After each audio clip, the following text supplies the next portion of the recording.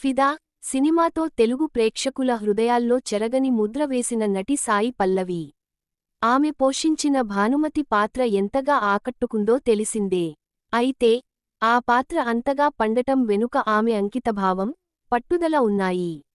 దర్శకుడు శేఖర్ కమ్ముల ఫిదా కథతో సంప్రదించినప్పుడు సాయి పల్లవి జార్జియాలో ఎంబీబీఎస్ చివరి దశలో ఉన్నారు. సినిమా చేయడానికి వెంటనే అంగీకరించినప్పటికీ తన చదువు పూర్తి చేయడానికి 6 నెలల సమయం కావాలని దర్శకుడిని కోరారు.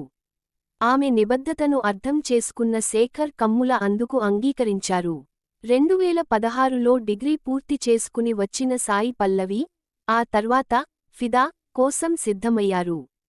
తమిళనాడుకు చెందిన ఆమెకు తెలంగాణ యాసలో మాట్లాడటం పెద్ద సవాలుగా మారింది. సాధారణంగా ఇతర భాషా నటీమణులకు డబ్బింగ్ ఆర్టిస్టులు గాత్రదానం చేస్తారు. కానీ సాయి పల్లవి తన పాత్రకు తానే డబ్బింగ్ చెప్పుకోవాలని నిర్ణయించుకున్నారు. దర్శకుడు శేఖర్ కమ్ముల సహాయంతో తెలంగాణ యాసలోని నుడికారాలను, ఉచ్చారణను ఓపికగా నేర్చుకున్నారు. డబ్బింగ్ సమయంలో ఎన్నో తప్పులు చేసినా పట్టుదలతో మళ్లీ ప్రయత్నించి భానుమతి పాత్రకు ప్రాణం పోశారు.